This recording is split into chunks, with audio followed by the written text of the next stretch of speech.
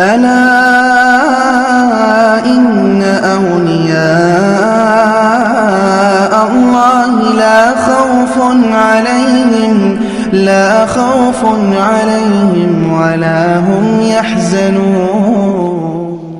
الحمد للہ رب العالمین والصلاة والسلام علی سید الانبیاء والمرسلین وعلی آلہ واصحابہ اجمعین.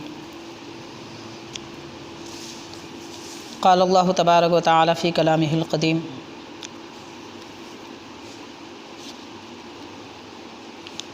والذین آمنوا واتبعتهم ذریتهم بإیمان الحقنا بهم ذریتهم ما علتناهم من عملهم من شیء. صدق اللہ العظیم. وقال اللہ تعالی فی شأن حبیبہ ان اللہ وملائکتہ یصلون علی النبی یا ایہا الذین آمنوا صلوا علیہ وسلموا تسلیما. اللہم صلی علی سیدنا شفیعنا حبیبنا مولانا محمد وعلی آلہ وصحبہ افضل صلواتک وعدد معلوماتک وبارک وسلم. محترم ناظرین، معزز سامعین، السلام علیکم ورحمۃ اللہ وبرکاتہ. حضرت سیدنا بندہ نواز گیسو دراز بلند پرواز حضرت سید محمد حسینی رحمۃ اللہ علیہ کے عرس پاک کے موقع پر ایک خاص عنوان پر دینی اور شرعی طور پر گفتگو کرنے کی ہمیں سعادت مل رہی ہے، اور عنوان ہے عرس کی شرعی اور تاریخی حیثیت. حاضرین، عرس زبان عربی کا لفظ ہے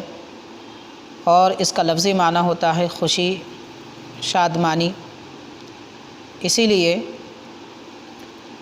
زبان عربی میں شادی کو عرس کہتے ہیں اور دلہا دلہن کو عروس اور عریس کہتے ہیں.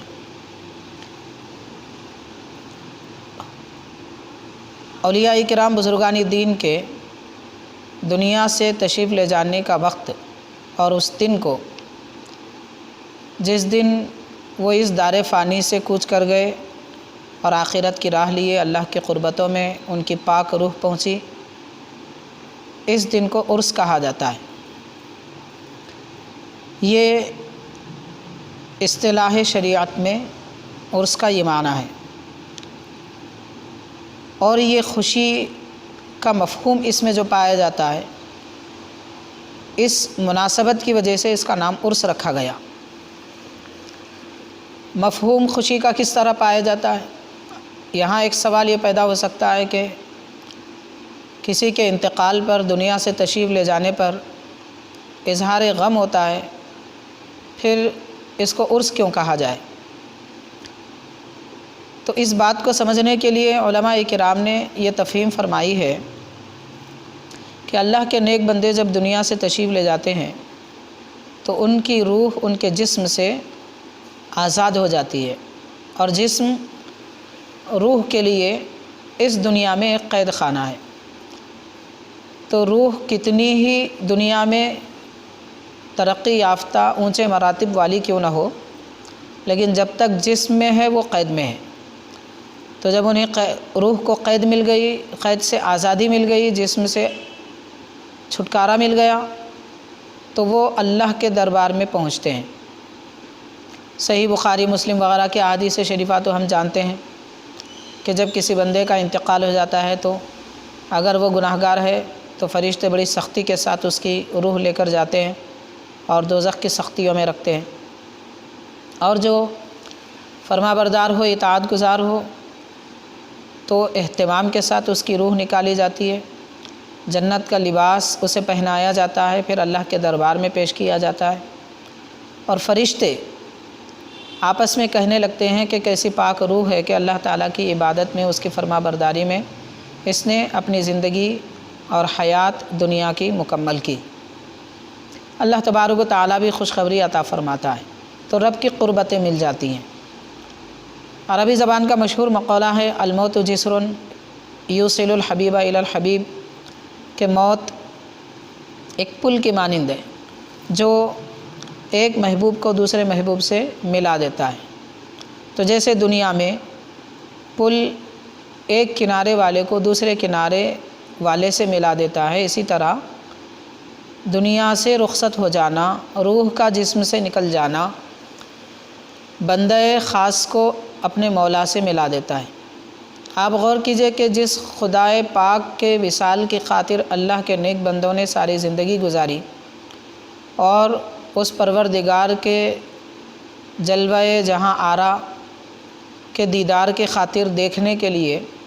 اپنی زندگی صرف کی اور اسی تڑپ میں اپنا وقت گزارا،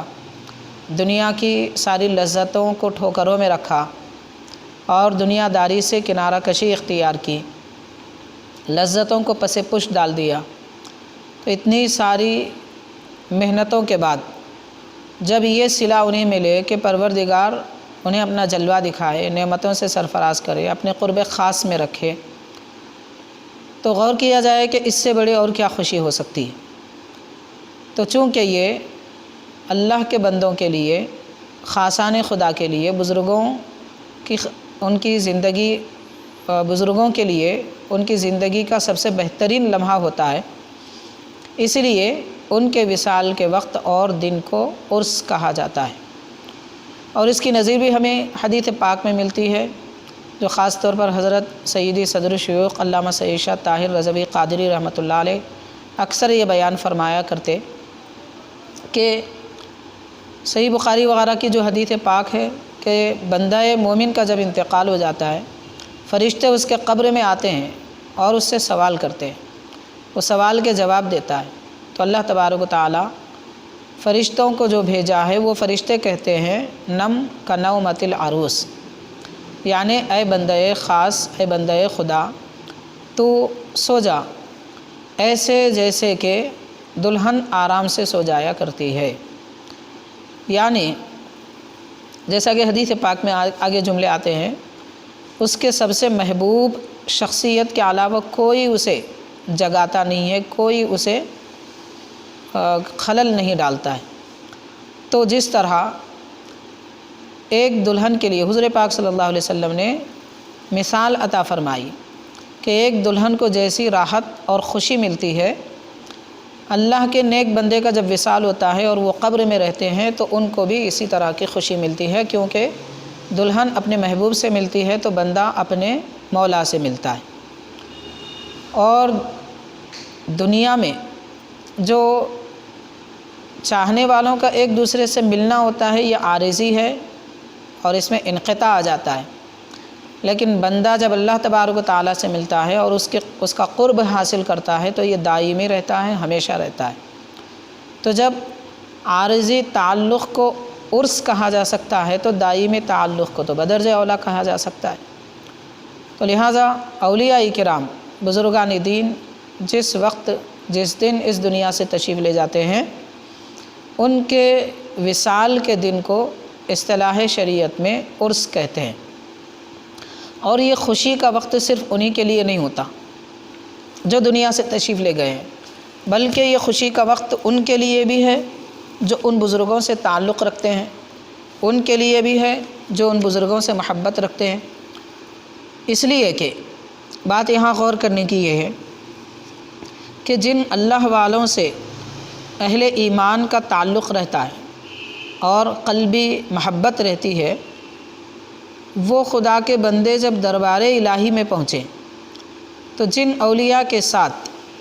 لوگ اٹھتے بیٹھتے تھے، ان کی محفلوں میں رہتے اور رضائے الہی کی خاطر دین اسلام کی احکامات کو جاننے کی خاطر ان کی صحبتوں میں بیٹھتے تھے اور ان کے بتائے ہوئے طریقے پر احکام اسلام پر عمل کیا کرتے تھے، تو کیا وہ خدا کے بندے دربار الہی میں پہنچنے کے بعد ان بندوں کو بھول جائیں گے جو ان کی صحبت میں رہیں گے؟ تو یہ ہرگز نہیں ہوگا۔ تو اللہ کے پیارے بندے جب اللہ کے قربتوں میں پہنچیں گے تو ہم جیسے گناہ گاروں کو بھی وہ وہاں پر یاد رکھیں گے اور اللہ تبارک و تعالیٰ کے قرب خاص میں اور اس کی خاص رحمت میں زمین پر رہنے والے گناہ گار اور ان سے تعلق رکھنے والے عبادت گزار بندوں پر بھی خاص عنایتیں اور رحمتیں ہوتی ہیں، کیونکہ جو خدا کا بندہ اللہ کی قربت میں ہے، ان کی یاد میں، ان کی فکر میں، ان کے ذہن و تصور میں دنیا میں رہنے والے وہ بندے بھی رہیں گے جو ان بزرگوں کی صحبت میں رہتے اور آج بھی ان کے آستانوں پر رہتے ہیں، بیٹھتے ہیں، حاضری دیا کرتے ہیں۔ حاضرین، عرس شریف کے من جملہ فوائد میں سے اور اس کی خوشی کا موقع ہونے کی ایک وجہ یہ بھی ہے کہ جیسے صاحب عرس کے لیے یہ فضیلت کی بات ہے اور مسرت کی بات ہے، اسی طرح ان کے چاہنے والوں کے لیے بھی اور دنیا والوں کے لیے بھی یہ خوشی کی بات ہے، اس لیے کہ ان کے وصال ہی کی وجہ سے تو اللہ کی خاص رحمتوں کا نزول اس طرف بھی ہو جائے گا۔ بہرحال یہ عرس شریف کے متعلق خلاصے کے طور پر چند باتیں ہم نے آپ کے گوشے گزار کی ہیں۔ پہلے ہم نے جو آیت کریمہ پڑھی اس کی وضاحت کرتے ہیں۔ حاضرین، عرس کا لفظ جب لیا جاتا ہے یا بیان کیا جاتا ہے تو مسلمانوں کا اکثر طبقہ تو یہ ہے کہ بدل و جان اس کو سنتا بھی ہے اور اس کی اہمیت کو جانتا بھی ہے، خواہ وہ علم رکھے نہ رکھے، اسے اس کی اہمیت معلوم ہو نہ ہو، یہ اور صورتحال ہے۔ لیکن لوگ جانتے ہیں کہ عرس کیا ہوتا ہے۔ اس کے علاوہ بعض ایسے بھی طبقات ہیں اہل اسلام میں کہ وہ عرس کی اہمیت کو بالکل گھٹا دیتے ہیں اور اس کو شرک یا کفر یا بدعت سے تعبیر کرتے ہیں۔ یہ سراسر زیادتی ہے، ظلم ہے اور لا علمی ہے، نصوص شریعت سے ناواقفیت کی دلیل ہے۔ باقی عرس کے ناجائز وغیرہ ہونے کے لیے جتنے بھی لوگ دلائل وغیرہ دیتے ہیں یا قرآن اور حدیث پاک سے کوئی دلیل لاتے ہیں، یہ وہ اپنی فکر سے بیان کرتے ہیں۔ یہاں ایک بنیادی بات ہمیں اچھی طرح یاد رکھنی چاہیے کہ قرآن شریف ہو، حدیث شریفہ ہو، دین کے ادلہ، اس کو کوئی انسان اپنی سمجھ اور فکر سے سمجھنے کی کوشش نہ کرے، بلکہ چاہیے کہ قرآن پاک کی تفسیر میں صحابہ کرام نے کیا فرمایا، بزرگان دین نے کیا لکھا ہے، ائمہ مجتہدین نے کیا لکھا ہے، اس کے متعلق احادیث شریفہ کیا ملتی ہیں، اور 1400 سال کے عرصے میں کس آیت پر کن بزرگوں نے کیا لکھا ہے، اس کی ہمیں پیروی کرنے کی ضرورت ہے۔ ہاں، ان میں بھی اگر ایک مفسر کے بعد دوسرے سے ٹکراتی ہے تو یہ ٹکراؤ بھی ظاہری ہوتا ہے، کیونکہ قرآن پاک ایسا جامع کلام ہے کہ حالات اور موقع کے لحاظ سے قرآن پاک کا حکم علیحدہ ہو جاتا ہے۔ کبھی حالات کچھ رہتے ہیں، اس اعتبار سے کچھ اور بات آتی ہے، کوئی اور تفسیر ہوتی ہے، کبھی حالات کچھ اور ہو جاتے ہیں تو اور تفسیر ہو جاتی ہے۔ اور یہ کوئی حلال حرام کے امور میں نہیں ہے، بلکہ فضائل کے امور میں اور کسی اہمیت والی باتوں کی امور میں، نصیحت کے متعلق ایک ہی آیت کریمہ ہوتی ہے مگر اس سے 10-12 قسم کی نصیحتیں مل جاتی ہیں۔ تو اس کا یہ مطلب نہیں ہوتا ہے کہ ایک آیت کی تفسیر میں جتنی وضاحتیں یا تفصیلات بیان کی گئی ہیں ایک صحیح ہے باقی سب غلط ہے، ایسا نہیں ہوتا، کیونکہ حلال حرام کا معاملہ نہیں ہے۔ حلال حرام کے معاملے میں جو بات ہے وہ دو ٹوک ایک ہی ہوتی ہے، اس میں کوئی تبدیلی نہیں ہوتی۔ لیکن لوگ آیات کریمہ، احادیث شریفہ اپنے ذہن و فکر سے بیان کرنے کی جو کوشش کرتے ہیں، یہ نہیں ہونی چاہیے۔ تو آج کل معمولات اہل سنت جتنے بھی ہیں، خواہ وہ عرس ہو، فاتحہ ہو، میلاد شریف کا اہتمام ہو وغیرہ، ان سارے امور میں اپنی فکر سے اور آیت کو اپنے فکر کے مطابق بنا کر، حدیث کو اپنے ذہن کے مطابق بنا کر لوگ دوسری اور بہت سارے امور کو غلط قرار دیتے ہیں یا بدعت کہہ دیتے ہیں یا کفر و شرک کہہ دیتے ہیں، معاذ اللہ۔ تو حاضرین، ایسا کہنے والوں کو پہلے قرآن پاک کی آیتوں کی تفسیر پڑھنی چاہیے۔ واقعی اگر کسی بھی معمولات اہل سنت میں سے کسی امر کی واضح طور پر ممانعت آتی ہے تو یقیناً اس سے پرہیز ہونا چاہیے، اور ایسی کوئی ممانعت ہے نہیں۔ کوئی بھی ایک آیت پڑھ کے عرس کو غلط قرار دے دینا، یا حدیث سنا کر عرس کو جو ہے بدعت کہہ دینا، یا اس پر نعوذ باللہ اور کوئی غلط فتوے لگا دینا۔ اور معاذ اللہ بعض لوگ تو اس حد تک بدتمیزی پر اتر آتے ہیں کہ اولیاء کرام کے مزارات یا زیارت یا پھر عرس وغیرہ کے اہتمام وغیرہ کو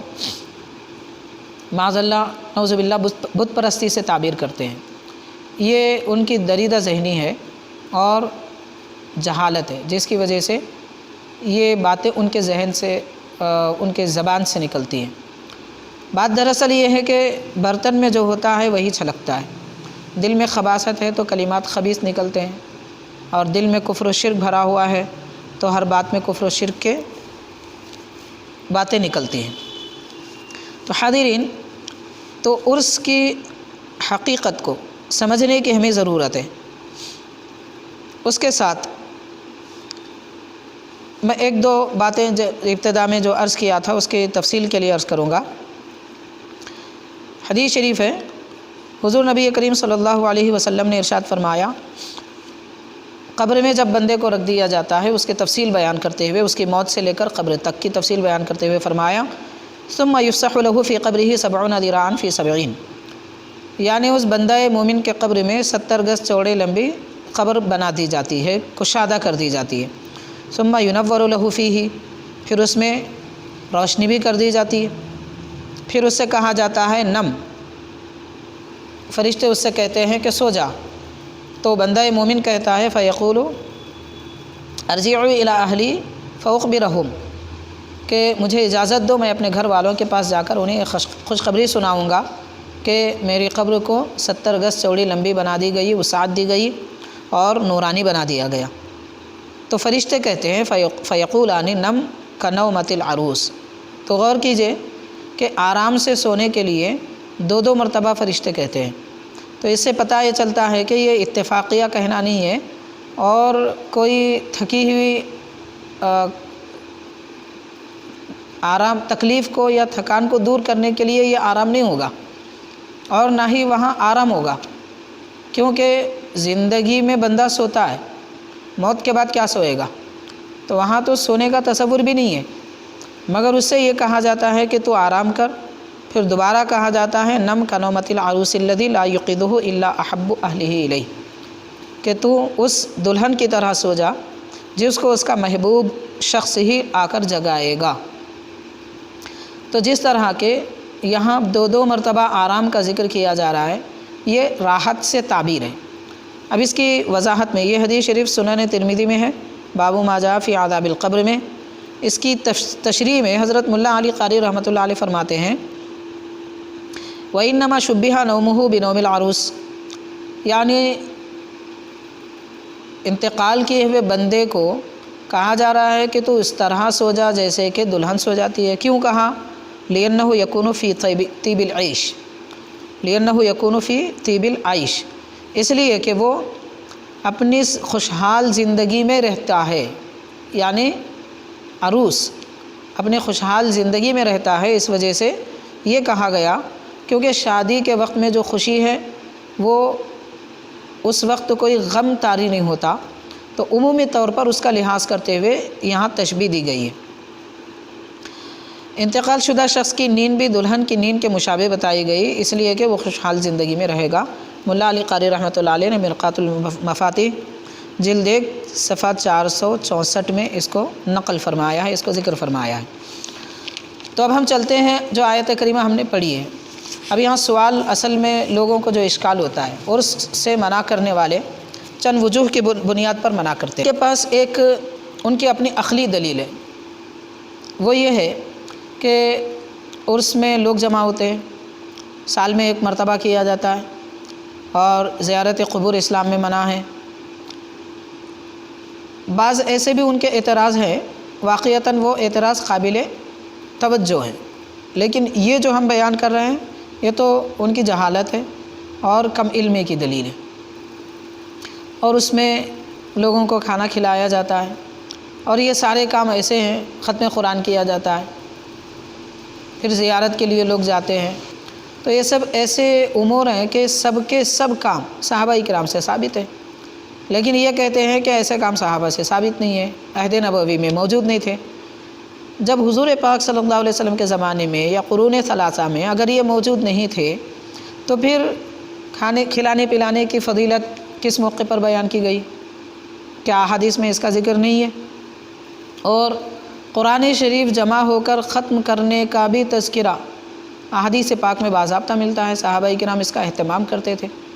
جیسا کہ حضرت امام جلال الدین سیوطی رحمۃ اللہ علیہ نے اپنی کتاب الاتقان میں ایسی روایتیں آپ نے نقل فرمائی ہیں۔ حضرت سیدنا عمر رضی اللہ تعالیٰ سورہ بقرہ جب ختم ہوا تو آپ لوگوں کو جمع کیے اور انہیں پکوان کر کے کھلائے۔ لوگوں نے جب پوچھا کہ آپ ایسا ولیمے کا اہتمام کر رہے ہیں، وجہ کیا ہے؟ تو فرماتے ہیں میں نے سورہ بقرہ ختم کی۔ تو ختم قرآن پر اس طرح کا اہتمام یہ تو صحابہ کرام سے ثابت ہے۔ اب افسوس کی بات یہ ہے کہ شاید وہاں تک لوگوں کی نظر نہ گئی ہو، یا دوسری بات یہ ہے کہ ان کی تو عادت ہے وہ ہر بات کو ضعیف حدیث کہہ کر ٹال دیتے ہیں، کیونکہ ہر حدیث کو مان لیا جائے تو پھر عمل بھی کرنا پڑے گا۔ عمل سب سے بڑی دشواری ہوتی ہے، دل پہ گراں گزرتا ہے عمل کرنا۔ تو بہرحال حاضرین، ایسے بعض اعتراضات ہیں، ان میں سے ایصال ثواب بھی ہے، اور اس کو اصل طور پر جائز نہیں ہے کہنے کی بنیاد یہ ہے کہ ایصال ثواب جائز نہیں ہے، جبکہ ایصال ثواب کا ثبوت بخاری، مسلم، ترمذی بلکہ قرآن پاک کی آیتوں سے ہے۔ خیر وہ ہمارا موضوع نہیں ہے، ہم اس میں زیادہ تفصیل میں نہیں جائیں گے، مگر جو آیت کریمہ ابتدا میں تلاوت کی گئی، اللہ تبارک و تعالیٰ نے فرمایا کہ جو لوگ ایمان لائے اور اپنے آبا و اجداد اور اپنے بزرگوں کے، اپنے سلف کی پیروی کیے، ان کی ذریت، جو لوگ ایمان لائے وہ تو دنیا سے چلے گئے، ان کی ذریت پھر ان کے اتباع میں رہے، یعنی جیسے وہ نماز پڑھتے تھے، عبادت کرتے تھے، رب کو ایک مانتے تھے، اللہ کے نبی کو خاتم النبیین جانتے تھے، تمام عقائد اسلام پر چلتے تھے، تو بعد آنے والے بھی اپنے اکابر کی پیروی کرنے لگے تو اللہ تعالیٰ فرماتا ہے ہم ان کو ان سے ملا دیتے ہیں۔ یعنی بعد میں آنے والی اولاد، ذریت، اگرچہ کہ اپنے باپ دادا وغیرہ کے عمل کے جیسا عمل نہ بھی رکھتے ہوں، لیکن جب ان کا انتقال ہو جائے گا حالت ایمان میں تو ذریت کو بھی ان کے اسلاف سے، ان کے بزرگوں سے ملا دیا جائے گا، درجہ ایک کر دیا جائے گا۔ تو فرمایا اللہ نے الحقنا بہم ذریتہم، ان کی ذریت کو ان سے ملا دیں گے۔ پھر فرمایا ما التناہم من عملہم من شیء، اس طرح کے پہلے والوں کے اعمال میں کوئی کمی بھی نہیں کریں گے، تو پہلے والوں کے اعمال میں اضافہ بھی رہے گا، جیسا ان کا عمل تھا اس کا ثواب ان کو ضرور ملے گا، مگر ان کے عمل میں سے کمی کر کے کاٹ کے بعد والوں کو نہیں دیا جائے گا، اللہ تعالیٰ اپنے فضل سے انہیں یہ مرتبہ، یہ مقام عطا فرمائے گا۔ تو حاضرین، اس آیت پاک میں یہ خاص طور پر سبق دیا جا رہا ہے کہ پہلے جو لوگ انتقال کر گئے ان کی وجہ سے بعد والوں کو اعلیٰ درجے جنت میں عطا کیے جا رہے ہیں، تو کیا یہ ایصال ثواب نہیں ہے؟ یعنی ایک کا ثواب اللہ تعالیٰ خود فرما رہا ہے ہم دوسروں کو عطا کریں گے، اس طرح کہ ان کے ثواب میں کمی بھی نہیں ہوگی۔ اب آپ سمجھ رہے ہوں گے ثواب میں کمی نہیں ہوئی تو پھر ایصال ثواب کیسا ہوا؟ تو ایصال ثواب دینے والا اللہ تعالیٰ ہے، ثواب بندوں کو عطا اللہ تعالیٰ فرماتا ہے، اور ایک نہیں سینکڑوں ایسے احادیث شریفہ ہیں کہ مثال کے طور پر سورہ اخلاص اگر کوئی 3 مرتبہ پڑھ کر سارے اہل جہاں کے انتقال شدگان کو ثواب پہنچائے تو ہر ایک کو 3 بار سورہ اخلاص پڑھنے کا ثواب ملے گا، اور اس طرح کے کسی ایک کے بھی اجر میں کمی نہیں آئے گی، خود پڑھنے والے کے ثواب میں بھی کمی نہیں آئے گی۔ تو ایسی ایک نہیں سینکڑوں حدیثیں ہیں۔ تو جب یہ احادیث پاک سے معلوم ہوتا ہے اور قرآن پاک میں تو خود موجود ہے، تو ایصال ثواب بالکل درست ہے، اور ایصال ثواب کو غلط کہنا یہ معتزلہ ایک قدیم فرقہ گزرا ہے، تو اس کا عقیدہ ہے جس کی بنیاد پر وہ گمراہ ہوا۔ لیکن افسوس کی بات ہے کہ وہ گمراہ فرقوں کے عقائد کو لوگ آج بھی اختیار کیے ہوئے ہیں، وہ فرقہ موجود نہیں ہے مگر اس کے عقائدوں کو لوگ زندگی دے رہے ہیں۔ صحیح عقائد جو صحابہ کرام رضوان اللہ علیہم اجمعین کے ہیں، جو حضور پاک صلی اللہ علیہ وسلم نے انہیں تعلیم عطا فرمائے ہیں، ان عقائد کو تعلیم دینا چاہیے، ان کی تشہیر کرنی چاہیے اور ان کو اختیار کرنا چاہیے، اور بدعقیدہ لوگوں کے عقائد کو اختیار کر کے عقیدہ اہل سنت پر، حق عقیدے پر رہنے والوں کو ہی گمراہ کہا جا رہا ہے۔ تو یہ زیادتی ہے، یہ ظلم ہے، اس کو سمجھنے کی ضرورت ہے۔ حاضرین، اس آیت پاک کی بہت ساری تفصیلات ہیں، ہمارا موضوع اس طرف چلا جائے گا، ہم مزید آگے بڑھتے ہیں۔ اس آیت پاک کے تفصیل اور اس کی وضاحت سماعت ہونے کے بعد یہاں ایک سوال بطور اعتراض کیا جاتا ہے، اور ایک آیت کریمہ لوگ اپنی دلیل میں پیش کرتے ہیں کہ عرس کیا جاتا ہے، عرس میں ایصال ثواب ہوتا ہے، اور ایصال ثواب ناجائز ہے، بلکہ قرآن پاک سے یہ ثبوت ملتا ہے کہ ایک آدمی کا عمل دوسرے کے لیے فائدہ بخش نہیں ہوگا، جیسا کہ اللہ تبارک و تعالیٰ نے فرمایا وَأَن لَّيْسَ لِلْإِنسَانِ إِلَّا مَا سَعَىٰ، کہ انسان کے لیے وہی ہے جو اس نے کوشش کی۔ تو جب ایک انسان کو اپنی ہی کوشش فائدہ دے سکتی ہے تو دوسرے کا عمل کیسے فائدہ دے گا؟ تو اس آیت کریمہ سے پتہ چلتا ہے کہ ایصال ثواب جائز نہیں ہے۔ تو یہاں بات سمجھنے اور غور کرنے کی یہ ہے کہ جیسا کہ ہم نے ابتدا میں کہا ہے کہ یہ آیت کریمہ کا مفہوم صحیح نہیں سمجھا گیا، اور جس طرح صحابہ کرام نے سمجھایا ویسا نہیں سمجھا گیا، مفسرین قدیم مفسرین نے جیسا فرمایا ویسا نہیں بتایا گیا، بلکہ لوگ اپنے ارادے، اپنے خیال، تصور کے مطابق قرآن پاک کی آیتوں کا مفہوم بتاتے ہیں، اس کو کہتے ہیں تعویل۔ تو حضور نبی کریم صلی اللہ علیہ وسلم نے فرمایا کہ جس نے کلام الہی میں اور میرے کلام میں اپنی رائے سے کوئی بات کہہ دی تو وہ اپنا ٹھکانہ جہنم میں بنا لے۔ تو جس آیت کا یہ مفہوم ہی نہ ہو کہ ایصال ثواب جائز نہیں ہے، اس آیت سے ایصال ثواب کے عدم جواز کا قول کہنا اپنا ٹھکانہ جہنم میں بنانے کے برابر ہے۔ تو پھر اس کا معنی کیا ہے، مفہوم کیا ہے؟ پہلے ہم یہ سمجھتے ہیں کہ اس کا معنی اگر یہ مراد لیا جائے کہ انسان کے لیے وہی ہے جو اس نے کوشش کی،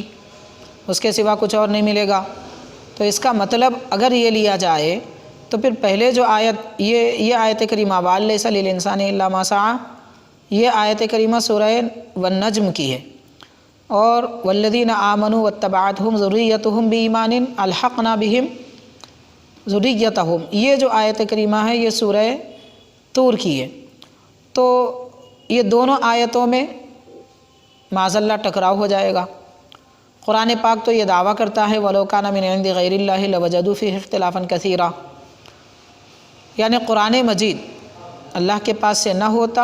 تو یہ مشرک خود اس قرآن میں کئی آیتیں خلاف پا لیتے ایک دوسرے کے۔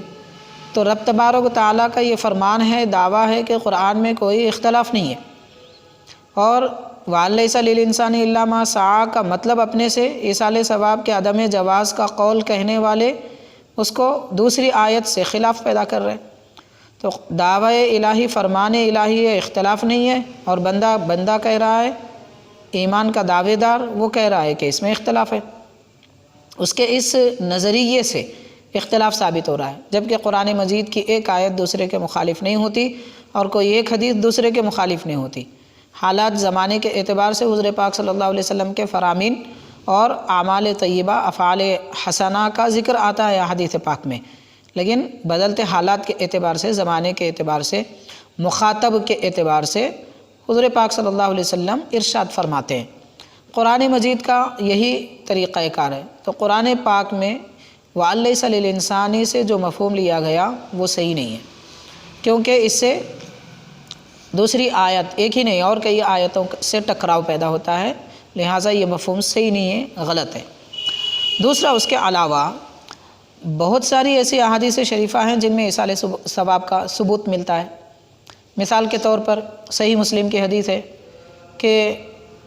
آدمی جب انتقال کر جاتا ہے تو سوائے 3 اعمال کے کوئی اور عمل اس کو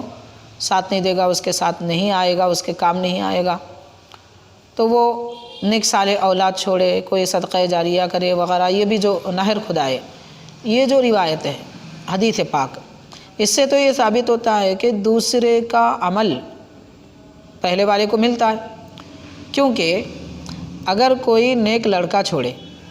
تو وہ نیک اولاد عبادت کرے، ذکر کرے، دعا کرے، تو اس کی دعا تو لڑکے کا عمل ہے، دعا اس کے لڑکے کا عمل ہے، انتقال کیے گئے آدمی کا عمل نہیں ہے، تو دوسرے کا عمل اس کو فائدہ دے رہا ہے، اور اس کا عبادت کرنا، تلاوت قرآن کرنا میت کو فائدہ دے رہا ہے۔ ایسے ہی اگر وہ نہر کھدا دے یا بور ویل کہیں کھدوا دے، کوئی پانی استعمال ہی نہ کرے تو کس کو ثواب ملے گا؟ کھدوانے کا ثواب ضرور ملے گا، نہر جاری کرنے کا ثواب ضرور ملے گا، لیکن استعمال کرنے کا ثواب تو نہیں ملے گا۔ جب بندے استعمال کریں گے تب ثواب ملے گا۔ تو استعمال کرنے والا زندہ ہے، اس کا عمل کا ثواب انتقال کیے ہوئے کو مل رہا ہے، صحیح مسلم یہ بتا رہی ہے۔ لیکن ظاہری اس کا مطلب جیسا کہ عام طور پہ لوگ بیان کرتے ہیں، سوائے 3 اعمال کے کچھ نہیں ملتا، تو اس آیت، اس حدیث پاک کہ بھی یہ آیت پاک کے یہ حدیث خلاف ہو جائے گی، جبکہ اس کا وہ مطلب نہیں ہے، وہ مفہوم نہیں ہے۔ اس حدیث پاک سے تو ایصال ثواب ثابت ہوتا ہے، اور علاوہ اس کے وہ مشہور حدیث پاک ہے، اور یہ حج کے متعلق جو وصیت والی، غیر وصیت والی دونوں کے متعلق روایتیں ہیں۔ تو ایک صحابیہ نے عرض کیا تھا کہ میرے والد نے حج نہیں کیا، میں ان کی طرف سے کروں، تو حضور پاک صلی اللہ علیہ وسلم نے فرمایا ہاں کرو، ان کا ثواب، تمہارے حج کا ثواب انہیں ملے گا۔ تو مطلب یہ ہو، اچھا خیر چلیے وصیت کا معنی بھی لیا جائے کہ والد نے وصیت کی تھی، تب ان کے دختر نے، ان کے شہزادی نے حج کیا، تو وصیت کی بھی جائے، وصیت کرنے پر کیا باپ کی حج کی فرضیت ساقط ہو جائے گی انتقال کے بعد؟ حج بدل کرنے پر زندگی میں فرضیت ساقط ہو جاتی ہے، وصیت کرنے پہ ساقط ہونے کا تو ایسا کوئی جواز نہیں ہے، لیکن ثواب تو ملتا ہے، خواہ وصیت ہو یا غیر وصیت ہو۔ انہوں نے عرض اس لیے کیا کہ میرے والد کو ثواب ملے، تو حضور پاک صلی اللہ علیہ وسلم نے فرمایا کیا تم کوئی اور اپنا عمل کرنے سے تمہارے والد کو نہیں ملے گا ثواب؟ کیا ان کی طرف سے عمل نہیں ہوگا؟ تو انہوں نے عرض کیا ہوتا ہے، تو حضور نے فرمایا کہ پھر حج ادا کرو ان کے اپنے والد کی طرف سے۔ تو یہ ایسی کئی ایک احادیث شریفہ ہیں، یہ آیت کریمہ کا وَأَلَّيْسَ لِلْإِنسَانِ إِلَّا مَا سَعَىٰ کا یہ مطلب لیا جائے تو پھر وہ ساری احادیث شریفہ غلط ہو جائیں گی، نعوذ باللہ۔ تو یہ خرابی ہوتی کیوں ہے؟ اس وجہ سے کہ اپنی عقل لڑانے سے یہ مسائل پیدا ہوتے ہیں۔ اسی لیے حضور پاک صلی اللہ علیہ وسلم نے ایک مقام پہ تو فرمایا قرآن کی پیروی کرو، حدیث پاک کی پیروی کرو، ساتھ میں یہ بھی فرمایا خلفائے راشدین کی پیروی کرو، پھر یہ بھی فرمایا کہ میرے صحابہ ستاروں کی مانند ہے، جو ان کے پیچھے چلے گا ہدایت کو پائے گا، اور اہل بیت کرام کشتی نوح کی مانند ہے، جو ان کی پیروی کرے گا نجات پائے گا۔ تو یہ تعلیم ہم کو دی گئی ہے، اس تعلیم کو ترک کرنے کی وجہ سے آج یہ مسائل پیدا ہو رہے ہیں۔ بہرحال یہ آیت کریمہ سے وَأَلَّيْسَ لِلْإِنسَانِ والی سوال پیدا ہوتا ہے کہ پھر ایصال ثواب کیسے ہوگا۔ تو حاضرین، اس کے متعلق میں پہلے 2 باتیں عرض کروں گا۔ پہلی بات تو یہ ہے کہ حضور نبی کریم صلی اللہ علیہ وسلم کہ متعدد صحابہ کرام نے یہ فرمایا، خاص طور پر حضرت عبداللہ بن عباس رضی اللہ تعالیٰ عنہ ہیں، سید المفسرین ہیں، آپ نے ارشاد فرمایا کہ سورہ طور کی آیت یعنی والذین آمنوا واتبعتہم ذریتہم بایمان الحقنا بہم ذریتہم، تو یہ آیت جس میں ایصال ثواب کا ثبوت ملتا ہے یہ ناسخ ہے، اور سورہ نجم کی آیت وَأَلَّيْسَ لِلْإِنسَانِ إِلَّا مَا سَعَىٰ یہ منسوخ ہے۔ تو منسوخ آیت کو لے کر اتنے بڑا فیصلہ کرنا یہ انتہائی نادانی، کم علمی، جہالت کی بات ہے۔ منسوخ آیت کو لے کر ایسا فیصلہ ہرگز نہیں لیا جا سکتا، یہ ہمیں سمجھنے کی ضرورت ہے۔ اور اس کے علاوہ یہاں ایک سوال بھی پیدا ہوتا ہے، بعض لوگ یہ کہتے ہیں کہ یہ آیت میں خبر ہے کہ جو لوگ ایمان لائے ہم ان کو ان کے اولاد کو بھی ان کے ساتھ ملا دیں گے قیامت کے دن اور جنت میں، تو یہ خبر ہے، اور خبر میں نسخ نہیں ہوتا، یہ ایک قانونی اصول کی بات ہے۔ اس طرح کا ایک سوال بھی یہاں پر وارد ہوتا ہے، تو اس کے بارے میں علماء اکرام نے فرمایا کہ یہ خبر ضرور ہے، مگر یہاں خبر دینا مقصد نہیں ہے، یہ قانون ہے اللہ تبارک و تعالیٰ کا۔ تو اللہ تبارک و تعالیٰ نے پہلے وہ قانون بتایا سعی کے متعلق، پھر اس کے بعد یہ قانون فرمایا، تو پہلے والا قانون منسوخ ہوا اور یہ بعد والا قانون ناسخ ہوا،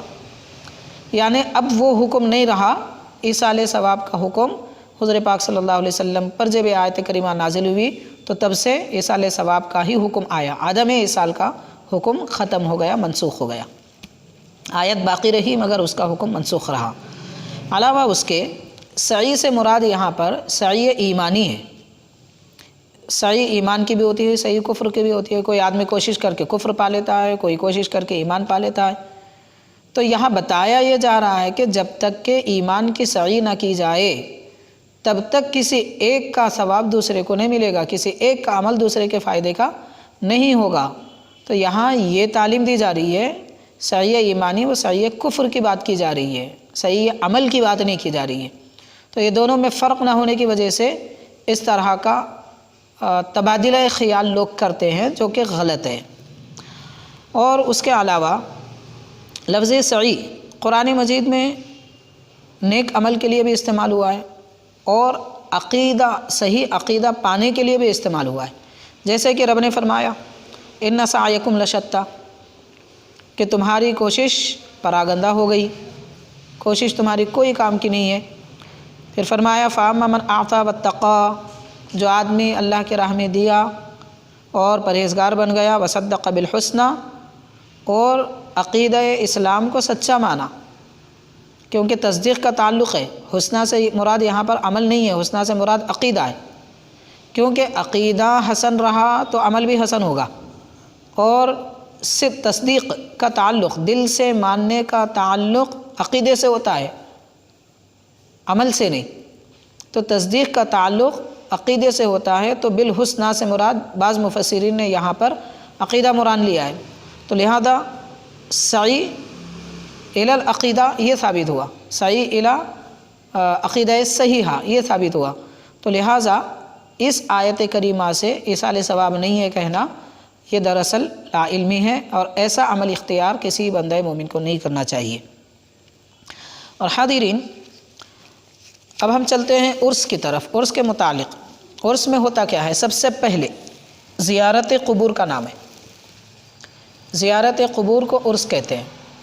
کیونکہ عرس میں ہوتا کیا ہے؟ سال میں ایک مرتبہ انتقال شدگان، بزرگان دین، سلف صالحین کے دربار میں خاص طور پر حاضری دینے کا نام عرس ہے، زیارت کرنے کا نام عرس ہے۔ اب اس لیے ہم زیارت قبور کے متعلق بھی ایک دو روایتیں آپ کو بیان کریں گے، اور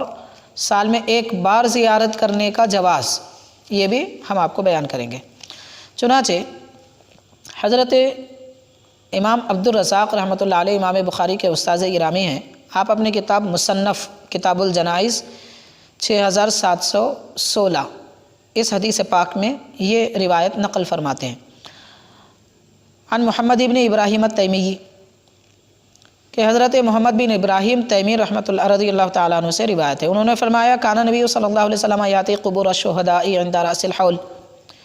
کہ حضور نبی کریم صلی اللہ علیہ وسلم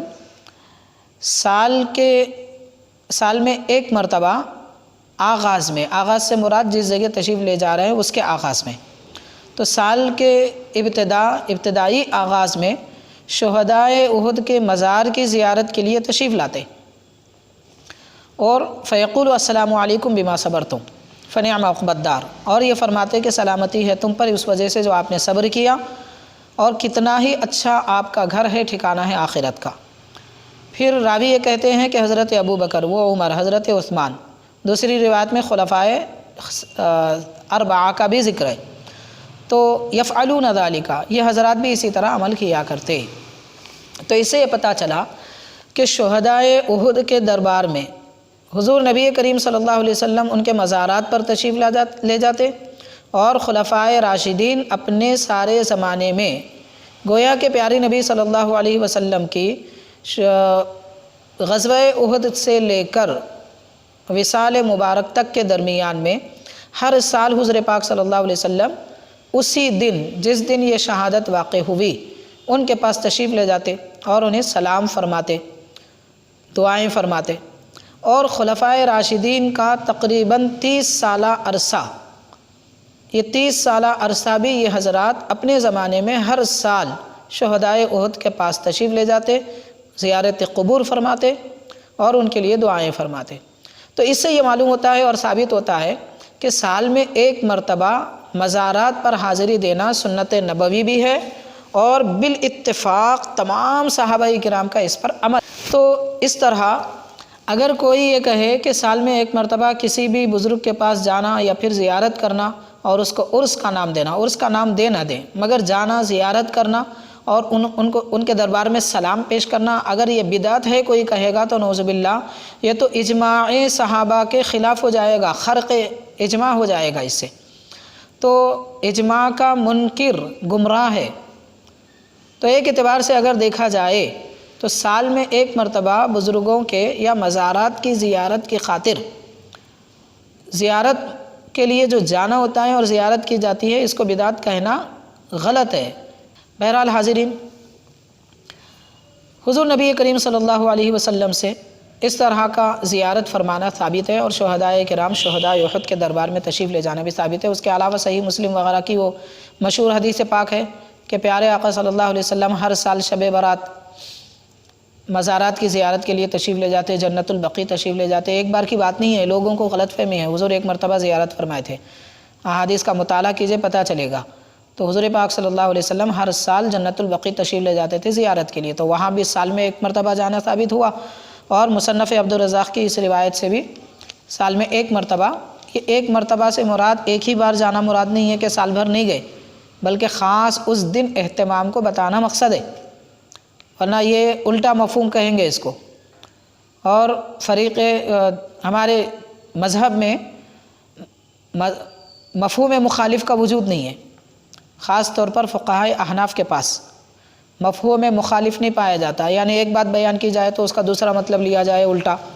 مفہوم مخالف ہمارا اس کا وجود ہی نہیں ہے، جیسا کہ حضرت امام نصفی رحمۃ اللہ علیہ نے اپنی کتاب میں تفسیر میں نقل فرمایا ہے، فما بکت علیہم السماء، کہ آسمان ان پر نہیں رویا، یعنی کافروں پر، تو آسمان ان پر نہیں رویا، تو اس کا الٹا مطلب نہ لیا جائے۔ آپ یہ فرماتے ہیں کہ اہلیان اسلام مومنین کا اگر انتقال ہو جائے تو ان کے ہر ایک کے انتقال پر آسمان روتا ہے، یہ مطلب نہ لیا جائے۔ یہ الٹا مفہوم مخالف جسے کہتے ہیں اس کا وجود نہیں ہے۔ تو لہٰذا سال میں ایک مرتبہ حضور پاک صلی اللہ علیہ وسلم شہداء احد کے پاس اسی دن تشریف لے جاتے جس دن ان کی شہادت ہوئی تھی۔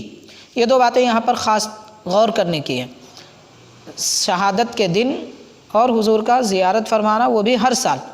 ایک مرتبہ زیارت نہیں ہوئی، ہر سال ہوئی۔ خلفائے راشدین بھی اس پر عمل کیے ہیں۔ تو اس سے ثابت ہوتا ہے اولیاء کرام بزرگان دین کے مزارات پر جو عرس کا اہتمام کیا جاتا ہے، یہ سنت نبوی کی پیروی میں اور خلفائے راشدین کی پیروی میں کی جاتی ہے۔ اب آپ غور کریں کہ جو خلفائے راشدین کی عظمتوں کو مانتے ہی نہیں ہیں، وہ عرس کیوں مناتے ہیں؟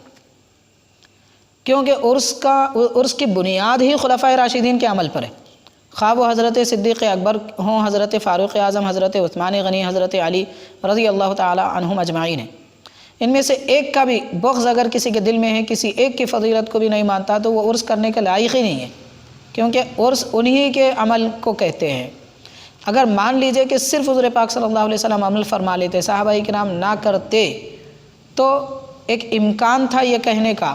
اور ہے ایسا قانون بھی ہے، کئی ایک مقامات پر اس کا ہمیں اس کی تفصیل ملتی ہے کہ اگر خلفائے راشدین نہیں کرتے تو ایک سوال یہ پیدا ہو سکتا کہ وہ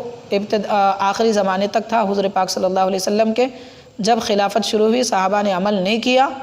تو صحابہ کا عمل نہ کرنا اس بات کی دلیل ہے کہ وہ جائز نہیں ہے۔ ایسے کئی مسائل ہیں، تو یہ بھی اس مسئلے میں آ سکتا تھا۔ احسان ماننا چاہیے ہمیں خلفائے راشدین کا کہ انہوں نے اسلاف اور بزرگوں سے فیض اٹھانے اور ان کے دربار میں حاضری دے کر ان کی نعمتیں حاصل کرنے کا ایک راستہ بنایا ہمارے لیے۔ حضور پاک صلی اللہ علیہ وسلم اس پر عمل فرمایا کرتے تھے۔ اب یہ مصنف عبدالرزاق کی حدیث پاک ہے، مگر وہ ایک کتاب میں بھی نہیں ہے، میں اور تفصیلات عرض کر رہا ہوں۔ بخاری کی متعدد شروحات ہیں، ان میں سے شرح ابن بطال عمدۃ القاری حضرت علامہ عینی رحمۃ اللہ علیہ کی ہے، اور ابن ابی الدنیا اور ابن ابی شیبہ، یہ کتابوں میں بھی یہ روایت ہمیں ملتی ہے، ان حضرات نے بھی اس کی روایت کی ہے۔ اور اس کے راوی، جیسا کہ یہاں پر جو ذکر کیا گیا مصنف عبدالرزاق میں محمد بن ابراہیم تیمی ہیں، لیکن دوسری روایات میں جیسے ابن ابی دنیا، ابن ابی شیبہ وغیرہ کے حوالے سے عمدۃ القاری نے اور علامہ ابن بطال نے نقل فرمایا ہے حضرت عبداللہ بن مسعود رضی اللہ تعالیٰ عنہ سے، اور حضرت سیدنا علی مرتضیٰ رضی اللہ تعالیٰ عنہ سے، اور حضرت انس بن مالک رضی اللہ تعالیٰ عنہ سے بھی یہ روایت ثابت ہے، یعنی گویا کہ 4 صحابہ کرام سے یہ روایت ثابت ہے۔ اور اس کے علاوہ بعض شارحین نے لکھا ہے کہ جو لوگ زیارت قبور کے منع کے درجے میں زیارت قبور سے منع کرتے ہیں، ان کو یہ حدیثیں پہنچی ہی نہیں تھی، اس وجہ سے وہ منع کرتے رہے، تو بعد میں جب انہیں ملی تو انہوں نے بھی اس کو تسلیم کر لیا۔ امام بہقی رحمۃ اللہ علیہ بھی اس کی روایت کرتے ہیں۔ اب تک ہم نے آپ کو گویا کہ 5 کتابوں کے نام بتائے، یہ 6ٹھی کتاب ہے جس میں یہ روایت موجود ہے۔ امام بہقی رحمۃ اللہ علیہ نے دلائل النبوہ صفحہ 308 میں نقل فرمایا، اور اس کی سند بھی دوسری ہے۔ سند کیا ہے؟ حدثنا الحسین بن الفرج قال حدثنا الواقدی، اس سند سے امام بہقی نے یہ روایت نقل فرمائی۔ اور صفحہ 306 میں یہی روایت امام بہقی نے حضرت ابو ہریرہ رضی اللہ عنہ سے بھی روایت فرمائی۔ تو گویا کہ 6 کتابیں اور تقریباً 7 صحابہ کرام سے یہ روایت ثابت ہے۔ 6 کتب میں منقول ہے، 7 صحابہ کرام سے ثابت ہے، اور حضرت ابو ہریرہ رضی اللہ تعالیٰ عنہ کی روایت سے یہ شہدائے احد کی سالانہ زیارت کا جو ذکر کیا گیا، علامہ ابن کثیر نے بھی سیرت نبویہ میں ذکر کیا۔ تو اب یہاں غور کرنا چاہیے کہ جو لوگ عرس کے منکر ہیں، ان کے امام علامہ ابن کثیر رحمۃ اللہ علیہ خود اس کو نقل فرماتے ہیں اور اس کی روایت فرماتے ہیں۔ اور حاضرین، ایک اور روایت ہے علامہ ابن کثیر نے روایت کی ہے، روایت کرتے ہیں کہ حضرت عطاف بن خالد روایت کرتے ہیں کہ میری خالہ نے مجھے بیان کیا، علامہ ابن کثیر کی روایت ہے، میری خالہ نے مجھے بیان کیا، میں ایک بار سفر کرتے ہوئے ایک سواری پر سوار ہو کر شہداء کے مزارات پر گئی، اور راوی کہتے ہیں حضرت عطاف بن خالد کہ میری خالہ اکثر ان کے مزارات کے پاس جایا کرتی تھی۔ پھر شہداء احد کے پاس خاص طور پر حضرت سیدنا حمزہ رضی اللہ تعالیٰ عنہ کے پاس آپ اتری اپنی سواری سے، اور جتنا چاہا، وہ فرماتی ہیں خالہ ان کی کہ جتنے چاہے جتنی دیر چاہے میں نماز پڑھتی رہی، اور وہاں پر اس وادی میں یعنی میدان احد کے وادی میں نہ کوئی پکارنے والا تھا، نہ کوئی جواب دینے والا، کوئی موجود نہیں تھا سوائے میرے اور میرا ایک غلام جو میری سواری پکڑا ہوا تھا، سواری کی لگام تھامے ہوا تھا، وہ سواری کے قریب ٹھہرا ہوا تھا دور۔ تو فرماتے ہیں فلما فرغت من صلاتی، میں نماز سے جب فارغ ہو گئی تو اشارہ، ہاتھ سے اشارہ کرتے ہوئے سیدنا حمزہ رضی اللہ تعالیٰ عنہ کے دربار میں سلام پیش کیا، السلام علیکم یہ کہا۔ تو فرماتی ہیں فسمعت رد السلام علیہ یخرج من تحت الارض، میں نے اسی وقت زمین کے اندر سے سلام کا جواب آتے ہوئے سنا، یعنی حضرت امیر حمزہ رضی اللہ تعالیٰ عنہ کے پاس وہ اکثر حاضر ہوتی اور سلام پیش کرتی تو سلام کا جواب بھی سنا کرتی تھی۔ شہداء کرام حیات ہیں، زندگی ہیں، اللہ تعالیٰ نے ان کو حیات بخشی ہے، لہٰذا وہ اپنے زائرین کی آواز سنتے بھی ہیں اور اس کا جواب بھی عطا فرماتے ہیں۔ اور وہ فرماتی ہیں عارفہ کما عارف ان اللہ عز وجل خلقنی، میں جیسے اپنے وجود کو جانتی ہوں کہ رب نے مجھے پیدا کیا، ایسے ہی اس آواز کو بھی پہچانتی ہوں۔ اور فرمایا کہ جیسے میں رات اور دن کو جانتی ہوں اسی طرح اس آواز کو بھی جانتی ہوں، یعنی اتنا یقین کے ساتھ بیان فرماتی ہیں۔ اور اس کے بعد فرماتے ہیں یہ آواز سننے کے بعد فَخْشَعَرَّتْ كُلُّ شَعْرَةٍ مِّنِّي،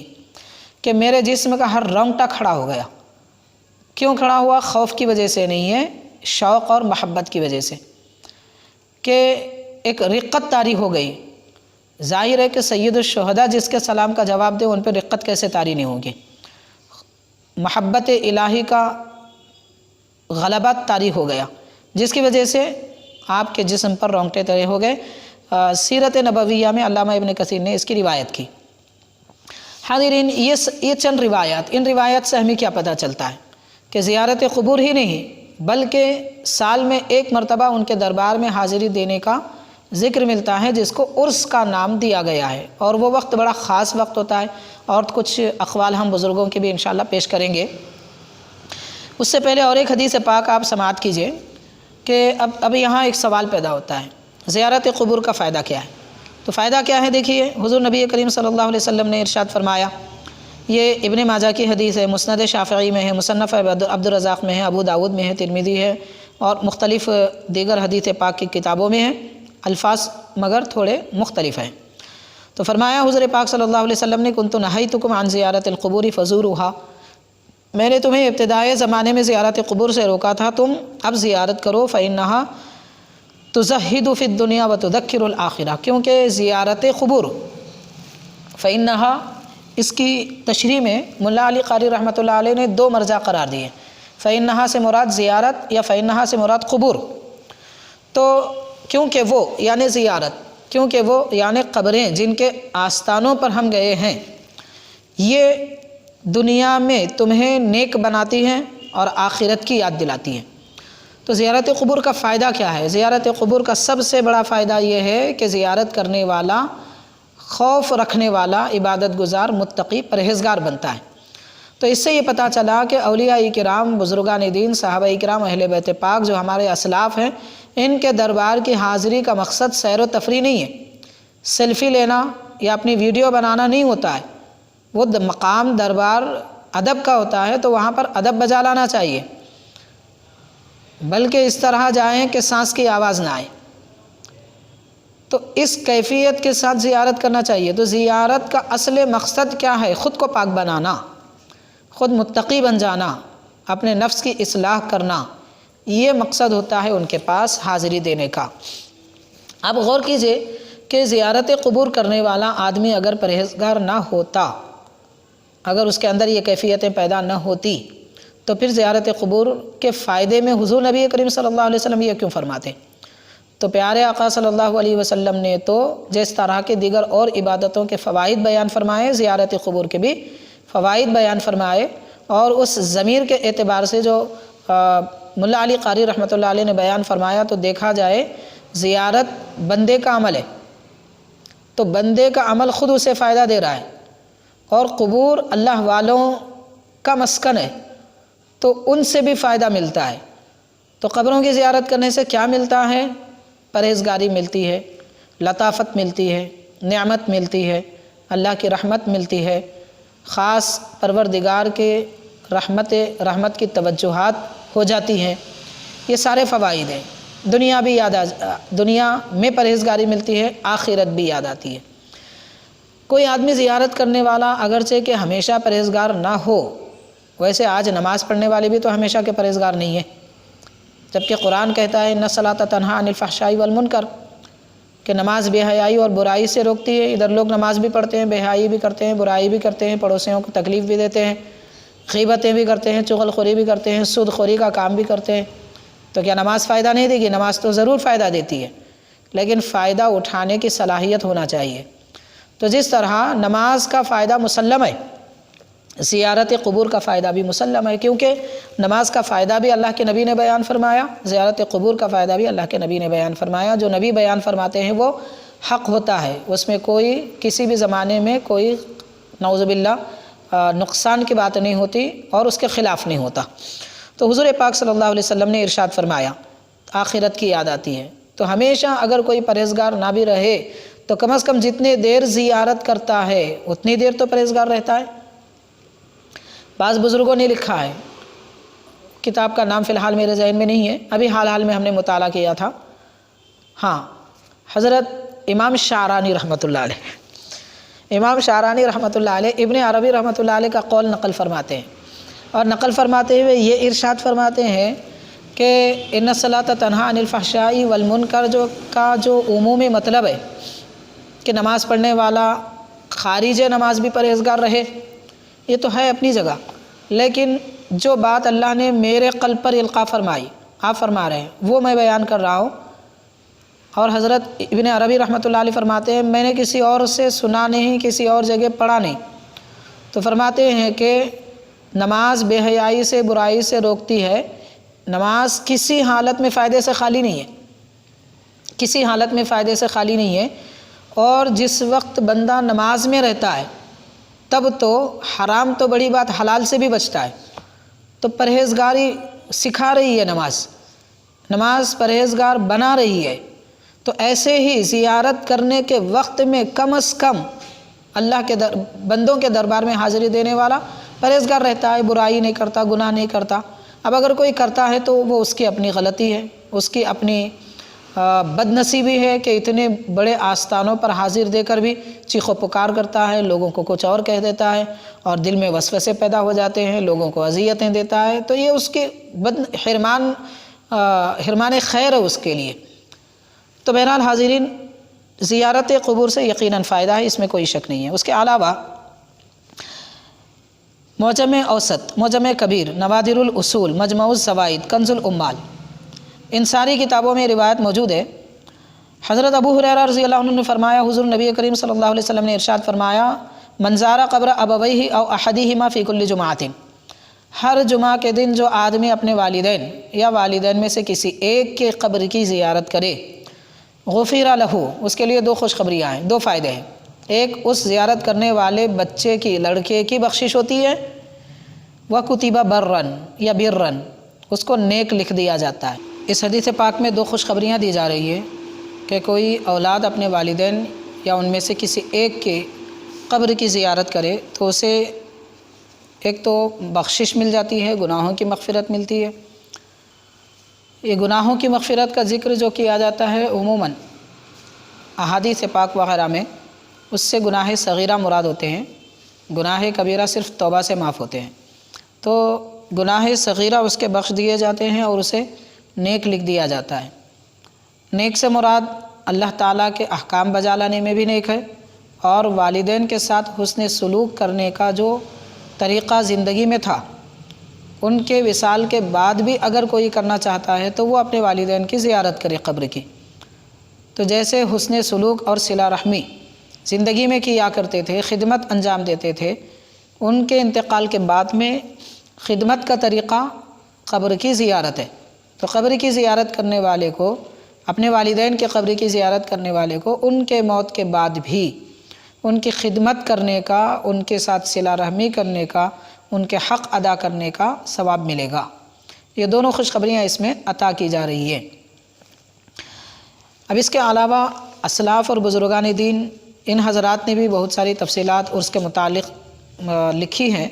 چند باتیں ہم عرض کرتے ہیں۔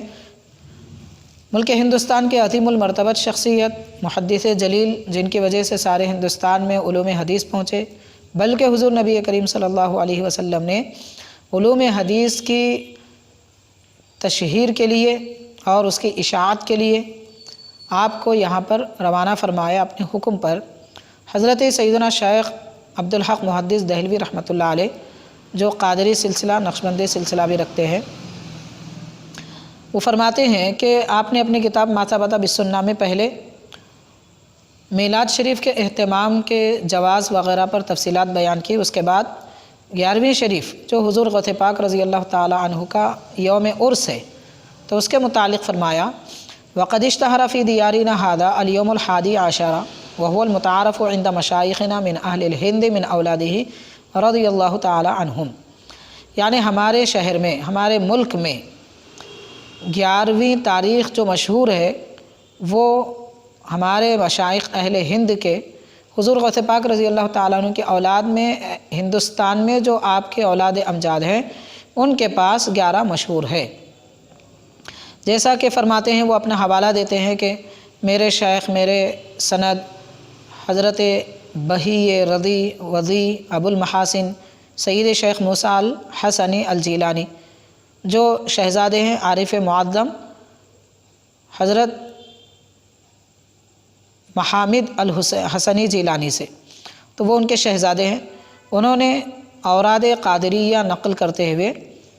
یہ بھی ارشاد فرمایا کہ حضور غوث پاک رضی اللہ تعالیٰ عنہ کا عرس مبارک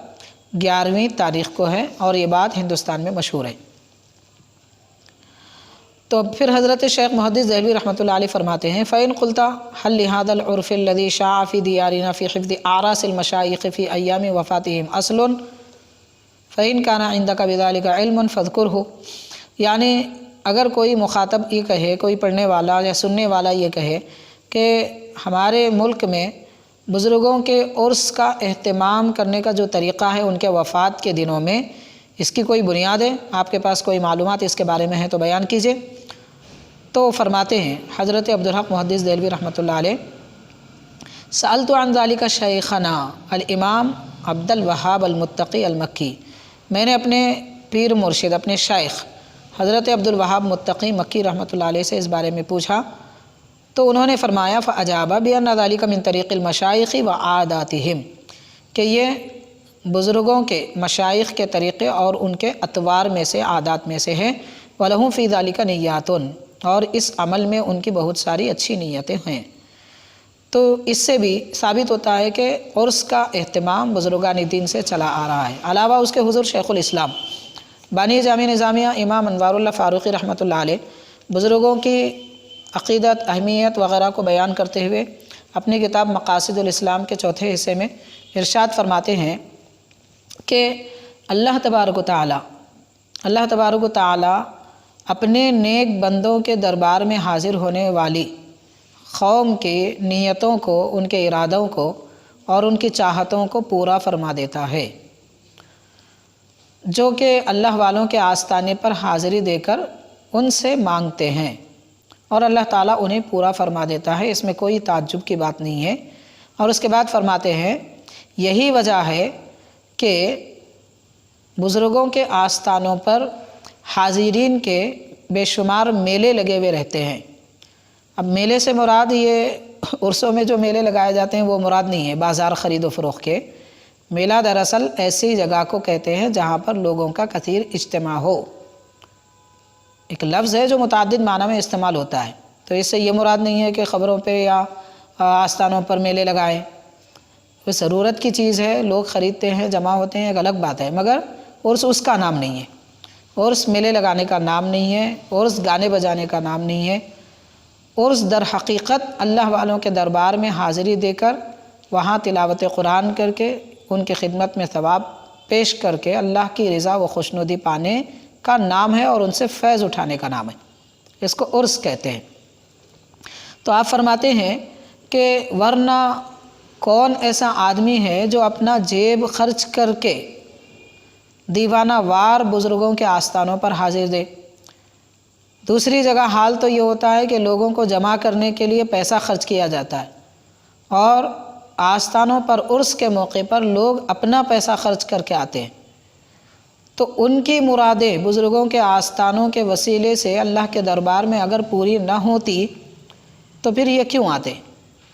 اور اللہ تبارک و تعالیٰ بہرحال اپنے بندوں کو نیک نام کرنا چاہتا ہے، اسی لیے ان کے آستانوں پر حاضر ہونے والوں کی مرادوں کو بھی پورا فرما دیتا ہے۔ تو یہ حضرت شیخ الاسلام بانی جامع رحمۃ اللہ علیہ نے عرس کے متعلق ارشاد فرمایا۔ اور جامعہ نظامیہ جو در حقیقت دین اسلام کی عظیم قدیم یونیورسٹی ہے، علم و عرفان کا مرکز ہے، جہاں پر علم دین، شریعت و طریقت سارے علوم سکھائے جاتے ہیں، تربیت کی جاتی ہے، اس ادارے سے چھپی ہوئی مشہور کتاب فتاوی نظامیہ جو حضرت مفتی اعظم مفتی محمد رکن الدین رحمۃ اللہ علیہ کی کتاب ہے، آپ اس میں یہ ارشاد فرماتے ہیں، بڑا تفصیلی تقریباً 3 صفحات کا تقریباً فتویٰ ہے، اس میں ارشاد فرماتے ہیں صورت مسئولہ میں مشائخین وغیرہ کا سال میں ایک دفعہ صالحین و اولیاء کبار کے قبور پر بغرض زیارت جمع ہونا، یہ حدیث زیارت شہدائے احد سے ثابت ہے، اور وفات کے دن کا نام عرس رکھنا یہ حدیث نم کنومت العروس سے ثابت ہے، کیونکہ اس روز محبوب حقیقی کے وصال اور اس کے بے غایت انعام و افضال نے ان کو جو مسرور کیا ہے، اس کی مثال دنیا میں اہل دنیا کی شادی کے دن کے ساتھ ہی ہو سکتی ہے، مثال ہو سکتی ہے۔ اور فرمایا ملک مغرب کے بعض مشائخین اعظام کے اقوال سے ثابت ہے کہ بزرگوں کے عرس کے دن زائرین کو جو برکت اور فیوز حاصل ہوتے ہیں، جو برکات اور فیوز حاصل ہوتے ہیں، وہ بنسبت دوسرے ایام کے بہت کچھ زیادہ ہوتے ہیں۔ یعنی عرس کے ایام میں خاص طور پر اللہ والوں کے آستانوں پر حاضری دینا چاہیے، اس لیے کہ جو فضیلت اور نعمت عرس کے دن بزرگوں کے مزارات پر اس جگہ اترتے ہیں وہ دوسرے ایام میں نہیں ہوتے، ان دنوں میں زیادہ ہوتے ہیں۔ اسی لیے عرس کا قدیم زمانے سے اہتمام کیا جاتا ہے، اور اس طرح کی زیارت کرنا حضور نبی کریم صلی اللہ علیہ وسلم سے بھی ثابت ہے۔ حاضرین، یہ چند متعدد اقوال تھے اور حدیث پاک اس کی تشریحات، چند آیتیں اور اشکال پیدا ہونے والی ساری تفصیلات کو ہم نے آپ کے گوشے گزار کیا ہے۔ اب ہمیں یہ سمجھ لینا چاہیے کہ عرس میں جو خرابیاں ہوتی ہیں ان سے پرہیز کیا جائے۔ عموماً یہ دیکھا جاتا ہے کہ عرس میں ناجائز امور بھی لوگ کرتے ہیں۔ اب ظاہر ہے عوام جمع ہوتی ہے تو عوام اپنی عقل کے مطابق جو چاہے کر لیتی ہے۔ خاص طور پر مرد و زن کا اختلاط یہ سب سے بڑا گناہ ہے کہ عرس میں عموماً اس سے بچنے کا لحاظ نہیں ہوتا۔ بڑے افسوس کی بات یہ ہوتی ہے کہ ایک مسلمان پرہیز بھی کرنا چاہے، بچنا بھی چاہے تو دشواری ہو جاتی ہے، کہیں نہ کہیں کسی نہ کسی اجنبی عورت سے کوئی مس ہو جاتا ہے۔ تو لہٰذا ہمیں چاہیے کہ ہم حدود دین اور دائرۂ شریعت میں رہ کر بزرگوں کے آستانوں پر حاضری دیں۔ کہیں ایسا نہ ہو کہ ہم نعمتیں لینے کو جائیں اور ان کی ناراضی مل جائے اپنے بدعمالی کی وجہ سے۔ اسی طرح بے پردگی بھی اس وقت وبال جان وبال ایمان بنی ہوئی ہے۔ نگاہیں نیچی رکھنا چاہیے۔ باقی خواتین کے لیے علیحدہ سیشن بنانا چاہیے کہ وہ کسی اور دروازے سے آئیں، کسی اور طریقے سے زیارت کریں، مرد و زن کا کسی طرح کا اختلاط نہ ہو اور نہ ہی بے پردگی ہو۔ تیسرا، مزارات پر حاضری دینے والے عموماً مزارات کو سجدہ کرتے ہیں، یہ حرام ہے، حرام ہے، حرام ہے۔ حضور نبی کریم صلی اللہ علیہ وسلم نے ارشاد فرمایا، اللہ تعالیٰ کے سوا کسی اور کو دنیا میں سجدہ کرنا جائز ہوتا تو میں بیوی کو حکم دیتا کہ وہ شوہر کو سجدہ کرے۔ تو اس کا معنی بالکل واضح ہے۔ سارے علماء کے دنیا کے علماء محدثین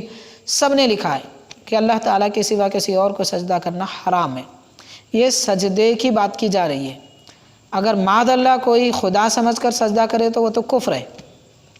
شرک ہے۔ جائز سمجھ کر، یعنی اللہ کے بندے کو خدا کا بندہ سمجھ کر کرے تو یہ حکم ہے کہ حرام ہے، اللہ کے نبی صلی اللہ علیہ وسلم نے کبھی پسند نہیں فرمایا۔ تو ہم نعمتیں لینے کے لیے جاتے ہیں تو اللہ تعالیٰ اور پیارے آقا صلی اللہ علیہ وسلم کے نعمتیں حاصل کرنے کے لیے پیروی کرنا ضروری ہے۔ نافرمانی کرنے کے بعد کوئی نعمت حاصل نہیں ہوتی۔ حاضرین، اس کے علاوہ اور بہت سارے جو بھی امور ہوتے ہیں ان سے پرہیز کیا جائے۔ شریعت کی پابندی کے ساتھ زیارت ضرور کرنے چاہیے، اور عرس کے دن جو نعمتیں ملتی ہیں وہ باقی ایام میں اور وہ رحمتیں نازل نہیں ہوتی، عرس میں خاص اہتمام ہوتا ہے۔ اسی لیے ان اہتمامات کی طرف ہمیں توجہ دینا چاہیے۔ اللہ تعالی ہمیں بزرگان دین کے آراس کا فیض، برکت، نعمتیں عطا فرمائے، اور اللہ تعالی ہمارے اس کہنے سننے کو قبول فرمائے۔ صلی اللہ تعالی وسلم علی خیر خلقہ سیدنا محمد وآلہ وآصحابہ اجمعین، والحمد للہ رب العالمین۔